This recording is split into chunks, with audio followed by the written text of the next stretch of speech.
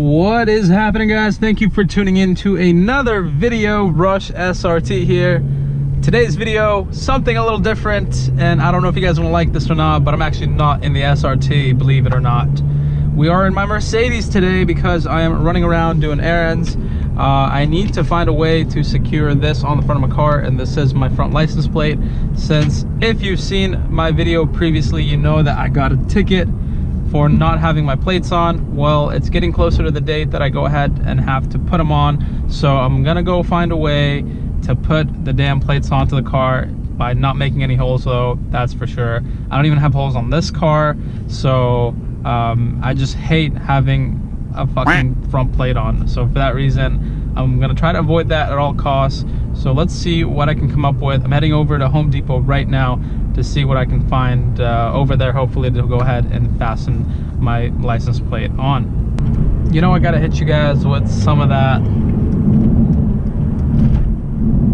Sport Plus action. I gotta do a pull for the boys, so I'm gonna give it a shot right now. Obviously this is not gonna be as exciting as doing a pull in the SRT, but still, nonetheless, this little baby gets moving. If you guys are not familiar, this car comes with a 2-liter turbocharged engine, so it definitely has a little bit of a kick to it.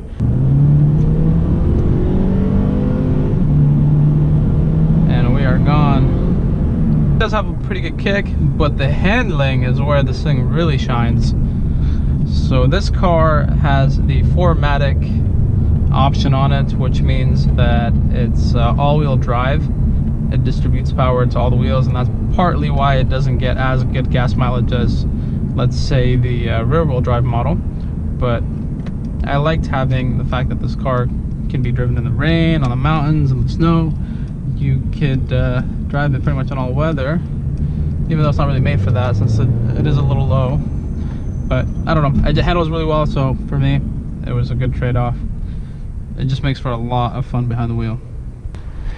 Okay guys, I just pulled into Costco, and as usual, this place is packed.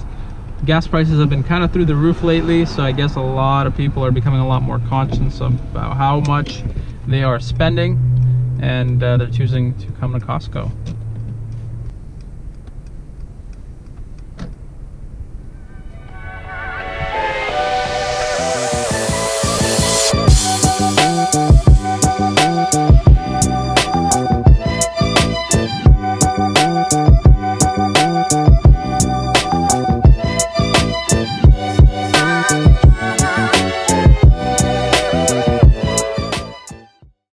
Alrighty guys, so just finished up filling up gas, and I realized that I'm not near Home Depot, but I am near a Lowe's here. So I'm gonna go ahead inside Lowe's and see what I can get to go ahead and secure this license plate. You're talking screws for license plate stuff?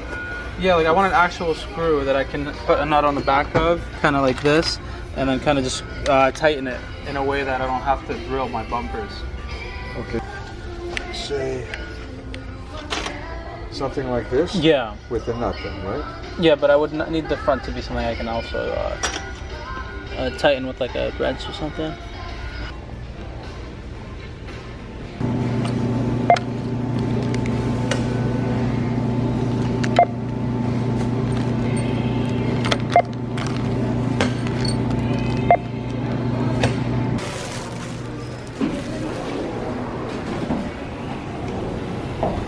So I got what I needed.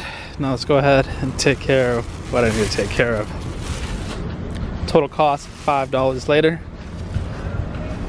We got all the bolts and everything that I would need to secure this thing. And like I told you guys, I don't run license plates on the front of my cars. Bam, no license plate. So I went ahead and ran my errands real quick. We got gas. I got my fasteners here to attach this thing, and I feel so bad because this lady's trying to cross. Let's hope I don't get in her way. And there's a Subi that's all modded up. So I got to get my dose of coffee, so we're gonna stop by real quick and grab some iced coffee.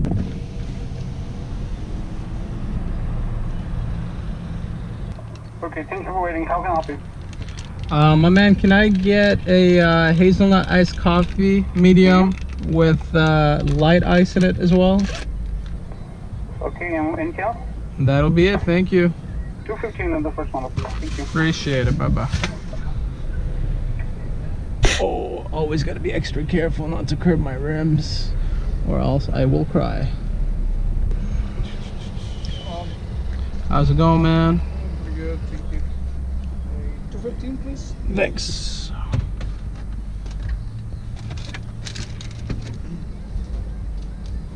Have a good day. Thank you. Hazelnut iced coffee? Yes, please. Thank you. You're welcome.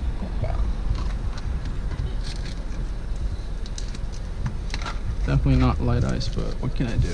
They already made it. I don't feel like being a dick today. That is a shit ton of ice. That half the whole thing is ice fucking ice.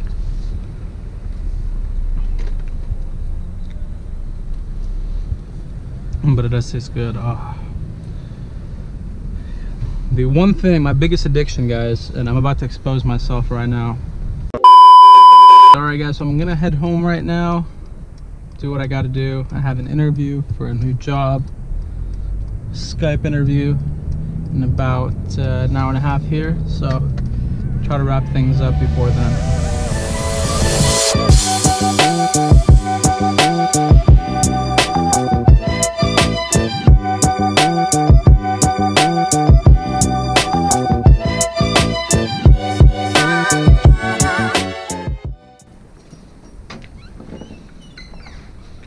Alrighty guys, so I just got home. Now I'm gonna get to work real quick. I'm gonna pull this baby out. And I thought I was recording the process of me putting the plate on, but it didn't work. But I want to explain it to you real quick, since I do have some extra bolts right here. So pretty simple process, guys. And I wanted to do this in a way that is easily reversible. So let's get right to it. Pretty much you're gonna get this bolt right here, which is, let me go ahead and tell you the specifications in case you need to do this as well. Here it is, guys. This bolt is a quarter inch bolt. I think that's what it is. There's a size right there, hex tab bolts, 1/4 inch.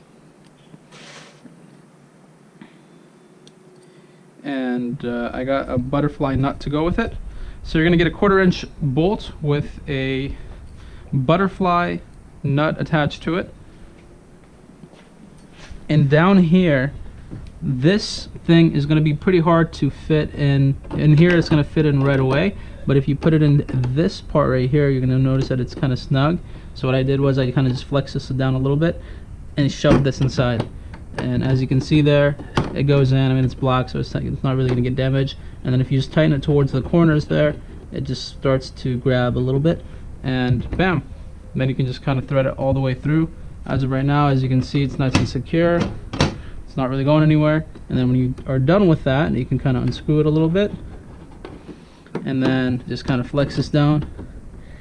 And if you just kind of apply a little bit of pressure, it'll get it right out. And as you can see, there's no damage or anything like that, which is exactly what I needed. Now the question is, do I need all 4 bolts, or do I just need the top 2? Because if I need the bottom one, it's going to be kind of an issue, but I mean, I'll still make it work. But the nice thing about it is, as you saw there, put it in, put it out, no damage whatsoever to the bumper.